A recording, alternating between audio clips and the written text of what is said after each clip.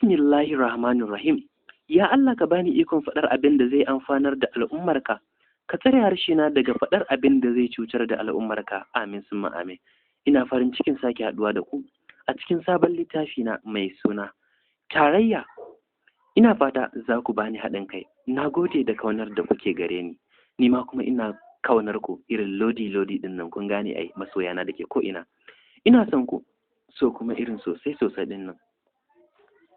Sai dai amma korafi na gare ku, don Allah dan annabi duk wanda ya kira layina idan ya ga ban ɗauka ba ya dinga yin hakuri da uzuri cewa watakila aiki nake shi yasa ban ɗauki kwal nasa ba. Amma yanzu na lura ga baki ɗaya mutane ba sa duba wannan. Ana kiran ka baka ɗauka ba, ana tashi kara kira sai dai ka ji an ɗuɗɗura ma maganan da ba shi ba. Ana faɗa maka cewa wai ana kiran ka kana yanga ba ka san ɗauka. Ku zama masu uzuri mana. In dai har na ga kwal naki ba zan ki ɗauka ba, to me amfanin ba da nan ban in dai har na san an kira ba zan ɗauka ba, ai bai da amfani. Amma kwata-kwata mutane ba ku da fahimta, ba ku fahimtar mutane, ko da yake especially mata ba a muku. Kuma me aka yi, an yi shi ne a banza, ba dai don a yi a burge ku ba, don ba a burge ku. Ni dai gaskiya zan faɗa da kuma masu yi min flashin, don Allah su daina. Wallahi ban iya bi nan ba in ce zan kira ba. Gaskiya ban san flashin, don abin na ci min rai. Wani kawai flashin din ma wanda ma sai ka gama ya daukar ma kan screen na wayan ma ga baki ɗaya ma. Ni dai wata ta mun wallahi screen ɗina ya fashe, har gidansu zan je ta biya ni waya na, barin faɗa muku. Ni dai ban san flashin. In za ki kira ki yi direct call, in ba za ki kira ba bashi, ba lallai ba dole. Amma ni kan dai a gafarce ni, abin da dai ke damuna ne zan faɗa. Gaskiya ban san flashin, kuma zancen kira idan an ga ban ɗauka ba amin uzuri, ayyuka ne suka min yawa. Saura wata ta ce ita ma amma da uzuri ba ta da kati. A babu ruwa na, to in baki da kati ki hakuri, shikenan karshen bayani kenan. Dan gaskiya ban iya bin namba ba, da in dai nace zan dinga bin namba a rana ɗaya ina da tabbacin sai na bin namba sama da 100 da wallahi. Don koyaushe akan kira ake, baka ɗauka ba a ga laifinka. Ni dai hakuri dai da uzuri ai min, in an ga ban ɗauka ba aiki ne yasa. Kafin dai na fara cewa komai, duk dai kuma yaya za mu shige cikin littafin Raina Kama. Kai, littafin Raina Kama fa ya riga da ya shiga bakina. Labarin ne na ga ya ki karewa. Ayi kaman cin tuwon kishiya ne, ko me yake, ni fa ba iya Hausa ne sosai ba. Wai abu yaki cinyewa sai ka ce ba ruwana, ba sai na ce komai ba. Za mu shige da cikin littafin Tarayya, littafin da ya samu rubutu daga Mamage, wato fa marubuciyar nan taku ta Da'iman. Littafin Da'iman idan ba ku manta ba, wanda na karanta shi can baya. To marubuciyar ne dai ta zo mana da sabon littafin ta mai suna Tarayya. Ni ko dan Salma na garzayo don na karanta muku shi. Allah kuma ya sa zai faɗakar da ku, nishaɗantar da ku, faɗakarwa, ilmantarwa, game da wa'azantar da ku.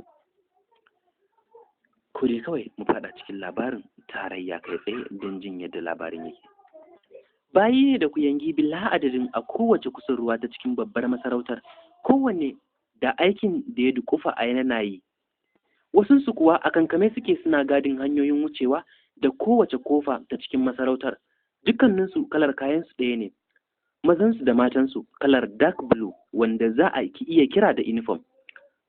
A hankali kowannensu ya fara ajiye abin da yake yi, yana raɗewa gefe tare da sunkuyar da kai kasa saboda takun tahowar sarauniya, wanda sautin enclaves ɗin zinarin da ke kafarta shine yake sanar da isowarta, ko in ce tahowar tata tun daga nesa, wanda tun da ta tashi a rayuwarta ta taso a gidan sarauta. Ta saba duk inda take sautin sarkar ke sanar da tahowarta, har zuwa yanzu da ta manyanta saboda mulki a jininta yake. Tana karasowa hanyar da za ta shigar da ita ɓangaren mai martaba sarki, ta tsaya cak ba tare da ta ce kala ba, tare da juyawa a hankali ta ɗan kalli gefenta na dama. Jakadiyarta da ke gefenta ta yi saurin motsawa tare da juyawa ta kalli kuyangin da ke take musu baya, kusan su 6. Kallo ɗaya ta yi musu, suka ja da baya a hankali, suka tsaya tare da sunkuyar da kai. Ɓoyayyar ajiyar zuciya ta sauke a hankali tare da shiga kofar da aka jima da wangale mata. Jakadiya ta bi ta a baya, aka rufe kofar. Falo ne mai wani irin girma da tsari da ya ji adon royal chase red and golden kamar zinari, sai kyalli suke, sai komai da ya kawata falon ya zamo shi ma red and golden din ne. Flex icon kusan guda 5 sai aiki suke, sanyi ya kama falon ta ko'ina saboda wata iriyar dukiya ce ta musamman aka narkar ma falon. Babu kowa a falon saboda falon farko ne da zai sadaka da falon sarauta har zuwa turakar sarki. Ta sake tsayawa cak tare da sake sakin wata sihirtacciyar ajiyar zuciya. A karo na uku zuciyarta na harbawa ba tare da ta juyo ɓangaren jakadiya ba. Murya a karye ta ce, wannan sakon na sultan wato sarki yana matukar girgiza zuciyata saboda sako ne da ya zamto na bakin ciki a gare sa. Duk wani bawa ko bafade idan ya kai wannan sakon a bakinsa rayuwarsa idan ya kai wannan sakon a bakin rayuwarsa ne, shi yasa na zaɓi na zo na isar da shi da kaina. To bafade ko kuma bawa idan ya kawo sakon da take tafi da shi a bakin rayuwarsa, to wannan wani irin sako kike zuwa da shi wanda har in wani ne ya faɗa bakin rayuwarsa, ke ko idan kika faɗa wani hukunci za a miki? Duk da na lura kamar matar sarki ce tunda aka ce sarauniya. Kuma wani sako ne ku bibiyi dan Salma don jin yadda za ta kaya a farkon littafin mu na tarayya, littafi na 1, kuma je zuwa. Ajiyar zuciya mai nauyi jakadiya ta sauke tare da kallon sarauniya Zara cikin tausayawa a cikin ranta. A fili ko ta ce, Allah ya taimaki sultana ya kuma sanya ranki, ba don kin yi rashi ba, ya baki ikon isar da sakon sarkin sarakuna. Katsaita sultanan Zara ta yi da cewa, haifuwa ta zamar mana a bar fargaba maimakon farin ciki. Uwar gijiyata, Allah ya sassauci fargabar zuciyarki, amma da kin sake kin nuna wa Yarima farin cikinki da karuwar da ya samu, tunda shi yana so a hakan, kuma yana gode wa Allah da arzikin karuwa da ya basa. Allah ya raya abin da aka haifa ɗin, ya sa a yi alfahari da hakan gaba. Ajiyar zuciya sultana ta sake tare da furta amin a kasan makoshinta kafin ta tattaro jarumta da karfin gwiwa ta gyara zaman gyalen kanta da ya rufo dogon gashinta da ke kwance har bayanta, wanda shi ma gashin har zuwa goshinta ado ne na wata kyakkyawar sarkar zinari ta kai sai aka rufe gyalen doguwar rigarta dark people da ta ji adon duwatsu masu shegen kyau da gyalen da har yana ɗan ja a kasa. Wannan kenan. Ratsa dogon falon ta yi, jakadiya na bayanta, ta nufi kofarsa da za ta kai ta ainihin falonsa na musamman. Tana zuwa, wanda ke tsaron kofar ya wangale mata kofar a hankali ta shiga. Jakadiya ta koma gefe ta doke, ita ma tana jiran fitowar uwar ɗakin tata. Wani falo ne na alfarma, babu kowa sai karar AC da ke tashi a hankali. Zaune yake cikin shiga ta alfarma, dattijo ne sosai wanda hutu da mulki na da jinin sarauta suka gama ratsa sa. Kallo ɗaya ya yi mata da idanuwansa masu matsanancin kwarjini da firgitarwa. Ta so ruɗewa, ta yi saurin daidaita kanta, ta tattaro nutsuwa da kaifin hali. Karasowa ta yi cikin sanyin jiki da fargaba, ta kalle sa, ta rufe idanuwanta da suka fara canzawa. Murya na rawa ta ce, Allah ya taimake ka, sako daga Georgia. Idanuwansa da ya watsa mata ne ya sa ta yi saurin duburburcewa, amma da karfin hali ta nutsu, ta ɗauke idanuwanta daga kallonsa. Murya na rawa ta ce, Yarima ya bugo ya sanar da sakon matarsa ta sauka, an samu ya mace. Sake ɗauke kai ta yi saboda gudun ganin yanayinsa, saboda ko daga jin yanda ya ɗauke wuta ta san ran maza ya ɓaci, babu jin daɗi ko alamar farin ciki daga jin sakonta. Tsawon mintuna 20 shiru kamar daga sama, ta ji dakakkiyar muryarsa cikin ikon mulki ya ce, kin isar da sakon Yarima, don haka ki sanar da shi sakonsa ya iso. Ke kuma tukuicinki na sanar da sakonsa ba za ki sake saka shi a idonki ba sai bayan shekara 1. To babbar magana, wai ɗan sanda ya gaggawar soja. Kuma je zuwa, kar ya dawo har sai matarsa ta sake samun wani cikin. Wannan karon a nan za ta haifu. za ta haifi Yariman da ubansa yake amsa. Yana gama faɗar haka ya mike zai shige turakarsa. Ɗagowa ta yi ta kalle sa, idanuwanta na canzawa zuwa kalar tausayin kanta da ba za ta ga ɗanta ba ko a wannan shekarar. Tsawon lokaci kenan tun da ya yi aure matarsa ta haifi ya mace suka koma Joja. Sarki ya ce kar su dawo sai ta sake samun wani cikin. Ta samu ta sake haifuwar mace, ya sake korar su. A can yarinyar ta rasu, ya kuma hana su dawowa wai har sai sun haifi ɗa namiji. Yanzu ma gashi macen ta kara haifa, sai wata shekara kenan, kusan shekara 5 kenan rabanta da ɗanta. Tana tsananin kewarsa da son ganinsa. Cikin sanyin murya ta ce, Allah ya wuci zuciyar sarkin sarakuna, na karɓi hukunci na, matukar hakan zai faranta ran sarkina.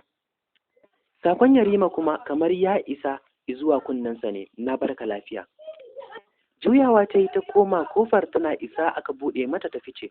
Jakadiya ta yi saurin mara mata baya, kanta a sunkuye saboda ganin yanayin uwar ɗakin nata.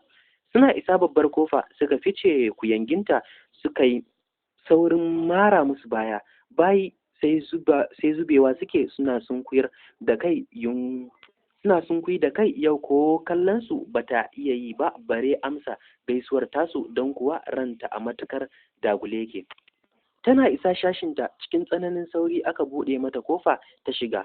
Tana shiga kai tsaye hanyar bedroom ɗinta ta yi, bayan ta sake wuce falonta na musamman inda babu mai shigowa duk faɗin masarautar, daga ita sai ɗanta Yarima sai amintacciyar kuyangarta da take kamar matsayin ya a gare ta, sai kuwa jakadiya ko matar Yarima bata taɓa shigowa nan falon ba. Iyakacinta na farko bedroom ɗinta kuwa ko Yarima bai taɓa shiga ba, bare jakadiya.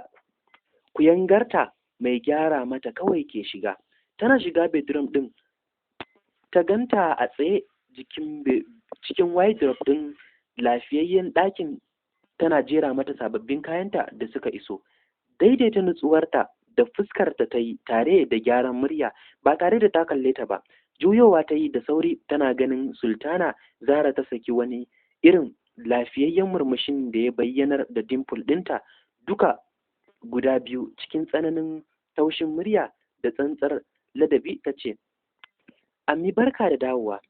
Daga mata kai Ammi ta yi ba tare da sakin fuska ba, kamar yadda suka saba. Murya a dake ta ce, ina bukatar hutu. Cikin nutsuwa ta yi saurin aji kayan ta nufi kofa za ta fice, jiki a sanye saboda ganin yau dai Ammi ba ta cikin kwanciyar hankali, don kuwa tun da safe take lura da ita ba ta cikin kwanciyar hankali. Ummu Rumana cak ta tsaya jin Ammi ta kira ta, tare da juyawa cikin ladabi ta ce, Allah ya taimake ki Ammi, bana bukatar damuwa ta komai da kowa ko dogon motsi. Bana so kowa ya fice daga nan sashin zuwa anjima sai ku dawo, ina bukatar hutu.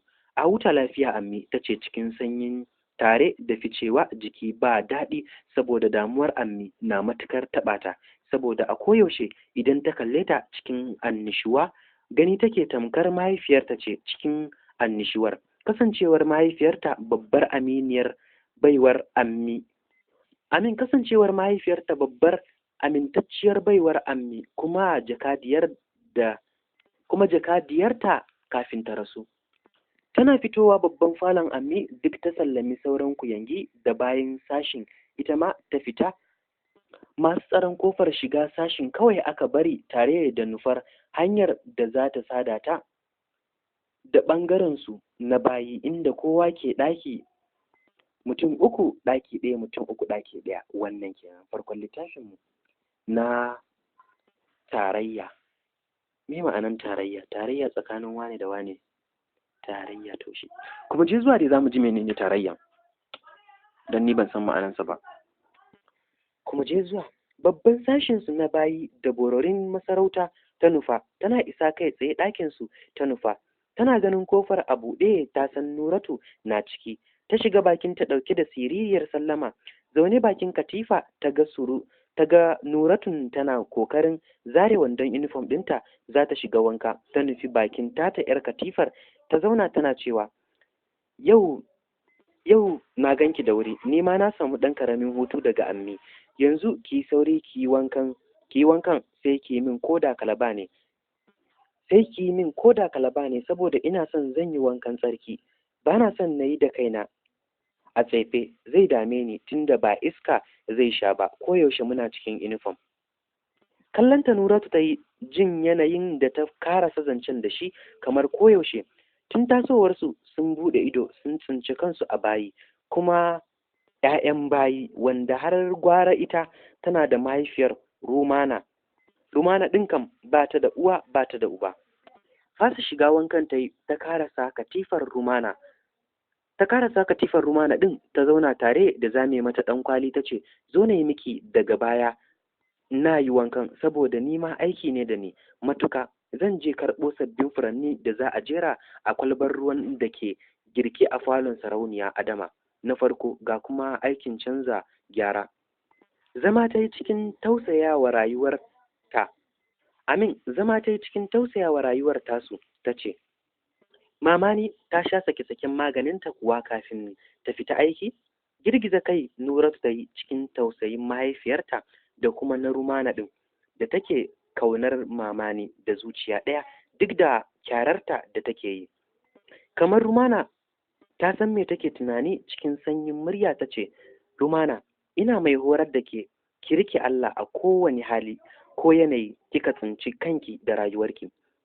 Idan kika rike sa kika zama mai hakuri da dangana da ɗaukar kaddarar da ya ɗora miki, mai kyawu da marar kyawu, to ko da kike baiwa, rayuwa ba za ta yi miki tsanani ba. Haka ma idan kika zamo baiwa mai bin umarnin uwayen gidanki, to haka ma rayuwa ba za ta taɓa yi miki tsanani ba.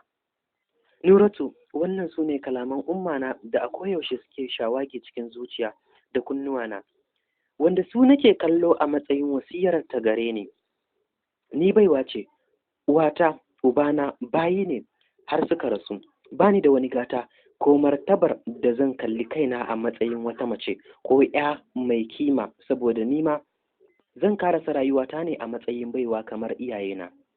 Tun lokacin da na yi wayo, cikakkiyar mai yanci ta hanyar yantawa, Allah ya karbi addu'ata, amma a daidai lokacin da yantawar ba ta da amfani saboda tana kwance ciwon ajali wanda ya sa na yanke rai daga samun ingantacciyar rayuwa. Katse ta Nuratu ta yi da cewa, ba a cire rai daga rahamar Ubangiji. Rumana, ki zamanto mai gode masa da kowace iriyar ni'ima.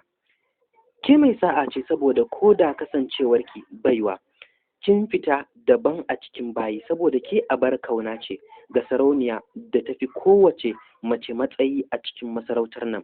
Sultana wato Zara, kasancewarki ya ga amintacciyar baiwarta, ko a haka kika duba za ki gode wa Allah da wannan ni'imar. Ajiyar zuciya ta sauke a hankali tare da zare kanta, ta juyo ta kalli Nuratun tana tattare dogon gashinta ta ce, ki bar kitson ki yi wanka ki koma bakin aikinki da wuri saboda gudun kwana gidan kason masarauta. Tashi Nuratun sai tana jawo kayan da ta fara maidawa tana cewa, ba zan samu yin wanka ba kuma saboda lokaci ya shiga, kuma wallahi tsananin aiki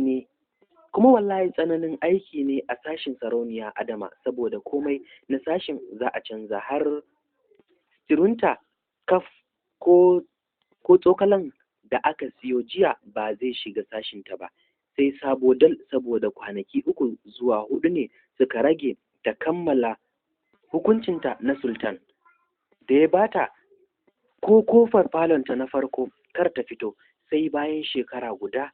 Iyakacinta falonta na kurya zuwa bedroom ɗinta, ko 'ya'yanta an hana su shiga gurinta, bare ku yangi iyakacinsu falonta na farko.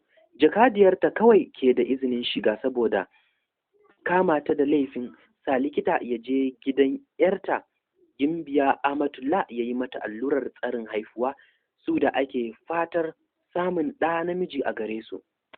Rufe mata baki Rumana ta yi tana kallon kofar shiga cikin ɗakin ta ce, ya isa, idan wani ya ji mu kin san rayuwarmu za mu karasa ne a cikin kurkuku. Saurin kallon kofa Nuratu ta yi ido a firgice, zufa na karyo mata saboda idanta ta fara barin baki saboda idan ta fara barin baki, mantawa take da abin da zai biyo baya, saboda masarautar ta kasance matsanancin hukunci, babu sauki ko ɓata lokaci, saboda tsagwaron mulki da iko ke yawo a jinin masarautar. Kasancewar sarkin masarautar mai tsananin zafi ne da zallar mulki, babu sauki gurin daidaitawa kowa kansa. Kwarjininsa, ikonsa ke sa ko matansa da 'ya'yansa ke matukar shakkar hukuncinsa, shi yasa kowa a kiyaye yake da umarninsa, bare 'yan fada da sauran hakiman sarki. Kwarjininsa, ikonsa ke sa ko matansa da 'ya'yansa ke matukar shakkarsa, hukuncinsa, shi yasa kowa a kiyaye yake da umarninsa, bare 'yan fada da sauran hakiman sarki. Kusan a tare suka fito daga ɗakinsu, suka jawo ɗakin, suka koma, kowa ya nufi gurin aikinsa. Kai tsaye Rumana sashin Sultana Zara ta koma, inda ta tarar da dukkanin wasu kuyangin sashin a kofar sashin sun jeru sai zufa suke saboda tsayuwa, gashi babu ikon zaunawa. Haka ita ma ta bi layinsu suka ci gaba da tsayuwan. Suna tsayuwan ne na zaman jiran lokacin da uwar ɗakinsu za ta gama hutawa, su kuma su koma ciki domin hidimarta. Sai da rana ta faɗi lis kafin ta motsa, saboda lokacin da aka ɗiba na ba wa sarauniya hutu yayi. Idan bata fito ba ana shiga a ga lafiyarta. Masu tsaron bakin kofar sashin suka yi saurin buɗe mata. Ta shiga tana goge zufan da ya tsaya a falon. Tana goge zufanta, ta tsaya a falon farko, sai da ta yi mintuna kusan 6 a tsaye. AC ya busar da ita kafin ta nufi falon gaba. Ta shiga da sallama mara karfi saboda gudun yin hayaniyar da momi ba ta so. Shigarta ya yi daidai da fitowar sultana ɗin daga bedroom ɗinta, cikin doguwar riga marun da ta ji adon sequence stone masu masifar kyau, sai kyalli suke. Wannan karon babu adon sarkar zinari a goshinta da wuyanta kamar koyaushe, sai dai wasu awarwaron zinari masu kauri da girma sosai. Haka ma babu kwalliya a fuskarta kamar koyaushe, saboda Sultana Zara ta kasance 'yar sarautar ƙasar Morocco ce. Koyaushe cikin tsananin ado da kwalliya take, musamman ma gwalagwalai na ban mamaki. Haka ma ba za ka ganta ba ka ce tana da babban jarumin ɗa, saboda zamanta kyakkyawar mace mai kyawun jiki. Durkusawa ta yi cikin tsananin ladabi ta ce, barka da fitowa ammi, da fatan kin huta lafiya. Zama ammi ta yi kan ɗaya daga cikin royal chairs ɗin falon ba tare da ta kalli Rumanar ba. Ta ɗaga kai kafin ta ce, Rumana, yau ba na son dogon motsi bare hayaniya, don haka ki sanar da sauran a yi komai cikin kankanin lokaci, kowa ya fice, ke ma ki kammala ki je ki huta, ba na bukatar kowa. An gama ammi. Miƙewa ta yi ta je ta sanar da sauran kuyangin, ta dawo ta nufi bedroom ɗin ammi, ta fara gyara, ta canza zanin gado saboda kwana ɗaya yake yi a cire a saka sabo. Tana gama gyara ko ina, ta saisaita AC daidai yanda ammi ke so. Sanyinsa ya kasance. Ta kunna bonus, kanshi ya fara tashi. Ta shiga toilet ta yi gyaran da za ta yi, ta fito ta je ta karɓo abincinta a manya-manyan tururuwa, ta jera a makeken royal dining din da ke falon. Ta dawo gabanta, ta durkusa a ladabce ta ce, Allah ya sa a huta lafiya ya kuma tashe ki lafiya. Ficewa ta yi lokacin tuni aka fara kiran mangariba. Daidai za ta fito da ke jakadiya ita ma tana kokarin daidaita nutsuwarta ta shigo. Tsayawa jakadiya ta yi a kofar farko, ta fitar da numfashi mai zafi saboda so take ta daidaita kanta, saboda rayuwarta ce a matukar tsaka mai wuya. Duk ta bari fargabarta ta sa Sultana ta gano hukuncin da Sultan ya yanke akan al'amarin da ke damun masarautar shekara da shekaru. Tunda suka baro gurin Sultan ɗazu, ta sake komawa saboda kai sakon ban haƙuri da tubar uwar gijiyarta bisa ga sako mara daɗi da ta kai masa na haifuwar mace da matar Yarima ta yi. A bakin kofar fadar ta wuni tsaye cikin rana don nuna ban hakurin uwargijiyarta, wanda sai da rana ta faɗi lis sarki ya aiko da izinin shigowarta. Jiki na rawa ta zube gabansa cikin tsananin girmamawa ta ce, Allah ya wuci zuciyar sarkin sarakuna, sarkin da ya fi kowane sarki adalci, da yardar Allah sai an maka takwara har sai an darje a jininka. Ba ɗaya za a samu ba, ba biyu za a samu ba, dozin ne da yardar Ubangiji, sai ka gansu, sai ka aurar su. Allah ya sake hutar da zuciyarka.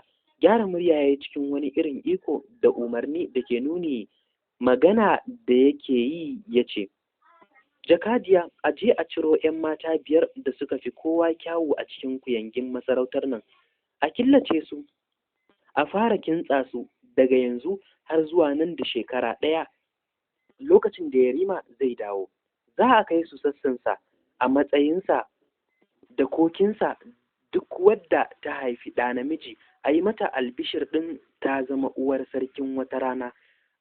A matukar kiɗime jakadiya zufa ya keto mata, murya na rawa ta ce, an gama sarki mai adalci, cika umarninka zai fara ne daga yanzu. Allah dai ya kara hutar da zuciyarka, na barka lafiya. Fitowa ta yi sai da ta tabbatar da ta yi nisa da sassansa, ta tsaya gefe tare da sharfe zufar da take ta faman karyo mata. Ta yi shiru tsawon mintuna, zuciyarta na tunanin hukuncin da sarki ya yanke da kuma sanin waye Yarima akan tsantsane matarsa ma da 'ya'ya. Da yaya ma aka samu ya auri matarsa nan, bare a masa sadakar mata 5? Sake share zufa ta yi cikin tsananin fargaba. Gashi a bacin ranka, matukar sarki ya yanke umarni, ka tsaya sanar da wani ba tare da ka cika umarninsa ba, don haka ba ta da ikon faɗa wa kowa, sai dai kawai aiwatarwa.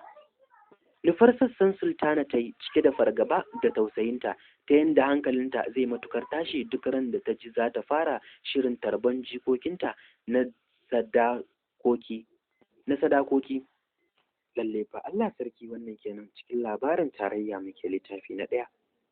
Ba ku ji komai ba, ba mu san mene ba, amma dai ku ci gaba da ɗaurawa zuwa nan gaba ma ji koma yaya abin yake. Bari mu je mu fara jin tarihi. Asma'u Bilalu Bulama shine asalin sunan mahaifiyarta. Asalinta 'yar kasar Nijar ce, ubanta Bilalu dan Maiduguri, sai mamarta Ummu Rumana Shehu ce. Amin Shiwa ce. Bilalu Bulama na da tarin dukiya mai yawa, haka ma matarsa Ummu Rumana, kasancewarta tana da gadon iyayenta da suka bar mata. Yansu kwaya ɗaya tak a duniya, Nana Asma'u, wadda duk wata soyayyarsu da burinsu sun ɗora a kanta. Bilalu Bulama na da kanne 2, Jabir Bulama da Salmanu Bulama, kowannensu matarsa ɗaya da 'ya'ya 3. Banda Bilalun da ke da 'ya ɗaya, Jabir babban ɗansa shine Ishaq, sai kannansa mata 2, Hassan da Usaina. Salmanu kuwa sunan babban ɗansa Bulama saboda sunan mahaifinsu ya ci, sai kaninsa Babaye da Yakura. Kowannensu na da arziki daidai gwargwado, amma ba kamar na Bilalu ba, saboda shi ba karamin arziki Allah ya hore masa ba, wanda hakan ya sa shi ɗin ya shiga kwaɗaitawa kannansa dukiyarsa. Nan kowannensu ya fara kokarin ganin ya cusa ɗansa gurin neman 'yarsa Nana Asma'u. Tun kowannensu na tura babban ɗansa a ɓoye gurin neman soyayyar Asma'u, har dai kowa ya fito fili ya nuna bukatarsa ta son nema wa ɗansa auren. Alhaji Bilalu bai yi tunanin komai ba, sai ma farin ciki da ya yi, sai dai abin daga baya lalacewa ya yi saboda faɗa da tashin hankali da ya shigo ciki, saboda tuni kawuna suka rarrabe. Saboda al'amarin ganin haka, sai Alhaji Bilalu ya ce a bari Asma'u ta zaɓa wanda take so a cikin yaran da kanta, saboda ya fahimci Bulama shine wanda ta fi so, kuma maganar gaskiya ya fi Ishaq nutsuwa da tarbiyya ga hankali, amma shi ba zai faɗa ba, sai dai ita Asma'u ta faɗa wanda take so da kanta. Tashin farko da aka tambaye ta, a gaban kowa ta tashi ta nuna Bulama. Hakan da ta yi shi ya kulla wuta irin kiyayya. Hakan da ta yi shi ya kulla wata wutar kiyayya da saɓani tsakanin Jabir da yayyunsa Bilalu da Salmanu. Bayan auren da wata 5 aka wayi gari gidan Alhaji Bilalu ya kone kurmus daga shi har matarsa Ummu Rumana, babu wanda ya fita, kuma a iya binciken da aka yi aka gano wutar dai kunna ta aka yi da man fetur. Haka dai aka yi zaman makoki aka watse, da kyar aka samu Asma'u ta dangana, wanda sai da aka hada da addu'o'i da sauke alkur'ani kafin ta dawo daidai. Duk inda hankalin Alhaji Jabir da Ishaq yake ya tashi ya kuma hargitse, saboda sai yanzu kuka ga wautarsu ta kashe su Alhaji Bilalu, saboda yanzu duk tarin makudan dukiyarsa ‘yarsa za ta gada. To kuma ai mijinta da uban mijinta su za su juya dukiyar kenan dai. Alhaji Salmanu ya yi arzikin da ba ranar karewarsa, shi kenan shi ya tashi a banza. Cikin watanni 4 shi da Ishaq sun kasa su kone, suna kulle yadda za su kwato dukiyarsu su raba su Salmanu da ita. Ranar da suka gama kullawa suka aika barayi gidan Alhaji Salmanu tsakiyar dare, gurin karɓar takardun Bulama da mahaifinsa suka yi gardamar bayarwa, wanda ya ja nan take aka harbe Alhaji Salmanu da matarsa. Bulama na ganin haka ya bugi babbansu da fulawa, ya fisgo motar matarsa Asma'u suka gudu tare da takardun dukiyar. Yakura da Babaye dama suna school hostel suke zama, gudu suke sosai a tsakiyar hanya, ko gani sosai ba sa yi saboda duhun dare, amma haka suka gudu hannunsa damke da na Asma'u, suna keta duk hanyar da suka samu saboda suna jin su a bayan su biye da su. Basu ankara ba suka gansu har sun fara barin anguwanni suna kokarin ketawa daji, amma haka suka ci gaba da gudu a galabaice cikin tsananin wahala da gajiya. Can wajen gari suka ga wani kangon gida da ya kone, suka shige tare da ɓoyewa. Wani irin kuka Asma'u ta sake, jikinta na karkarwa. Bulama ya yi saurin saka hannuwansa ta toshe mata baki saboda takun su Ishaq da barayin da ya jiyo yana kusanto su. Dudduba ko ina suka yi suna haskawa, Allah ya sa ba su gansu ba. Iska Ishaq ya daka cikin zafi da tsananin bacin rai yana huci, ya kira abbansa ya faɗa masa. Cikin takaici da bakin ciki abban ya ce, ku tafi tashoshin motar duk garin nan ku duba su, ba na son kowannen su da rai, takardun kawai nake so ku karɓo sai ku harbe su. Haka ma a tura su tega duk wata station su zauna daga nesa, da an hango su sun zo station kafin su shigo a harbe su. Ajiye wayar yayi ya kalle su ya ce, ku mu je tasoshin mota, amma wasu su tsaya a nan saboda na san idan ma suna nan kusa, idan gari ya waye za su fito, idan sun fito ku harbe su kawai. Barin gurin suka yi su kuma su Bulama na jin haka, ko da gari ya waye ya sake lafewa suka ki fitowa, sai da duhu ya sake suka fito cikin sanda, suka fice tare da karasa kotsawa cikin dajin suka fara gudu.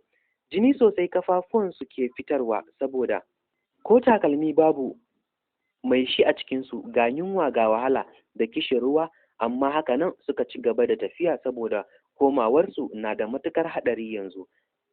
Ba su haɗu da kauye ko ɗaya ba har asuba ta yi musu a tsakiyar daji. Gashi tuni Asma'u ta fara rike ciki tana murmususu cikin tsananin azaba, ta durkushe a gurin a wahalce ta ce, Bulama, marata zan mutu. Da sauri ya ajiye takardun ya durkusa ya tallafo ta jikinsa, shi ma da kyar yake haɗin yawu saboda bakinsa da ya bushe kyam, ko yawu da kyar yake samun na haɗiyewa a makoshinsa. Ga wata irin rana mai tsananin azaba, ko tsuntsaye babu a dajin saboda a bushe yake, babu damshin ruwa ko kaɗan, itatuwan dajin ma duk a bushe suke, babu mai inuwa. Jinin da ya ga yana biyo kafafuwanta ne ya sa ya yi saurin kallonta, murya na rawar wahala ya ce, Asma'u, ciki ne da ke dama ban sani ba? Inna lillahi wa inna ilaihi raji'un shine kadai abin da take ta maimaitawa Ganin tana neman fita hayyacinta yasa ya goye ta tare da ɗaukar takardun ya ci gaba da tafiya da kyar shi ma saboda shi ma ya fara daina gani daidai. A haka rana ta kuma faɗuwa da ni a haka rana ta kuma faɗuwa wani daren ya yi musu a tsakiyar jeji. Wannan karon kam ya tabbatar da wata duniyar suka faɗo saboda kalar yanayin dajin ya sauya sosai. Tun yana gani har duhu ya sake yi, dare ya kuma tsalawa sosai. Cak ya tsaya tare da yanke jiki ya faɗi. Asma'u da ke bayansa ta faɗo da ƙarfi kafin ya buɗe idanuwa da kyar don taimakonta, sai ganin yayi kamar tana gangarawa. Buɗe idanuwansa yayi a wahalce da sauri sai ya ga ashe a bakin cliff suke, mai tsananin zurfi da ruwa masu tsananin yawa. Yana miƙewa da kyar kafin ya kamo ta, inuwansa suka rufe, ya sake yanke jiki ya faɗi tare da faɗawa shi ma. A hankali ya buɗe idanuwansa da ke gani dishi-dishi har suka buɗe da kyar suna kallon sama. Lumshe idanuwan ya sake yi, ya buɗe su ya ga tabbas rufin sama bukkar kara ce yake ciki. Kokarin motsawa yake yi don ya yunkura ya tashi. Aka shiga bukkar ya yi saurin ɗagowa. Matashin namiji ne kamar sa, dogo fari tas, sanye da kayan siki na Fulani. Karasowarsa ya yi da sauri tare da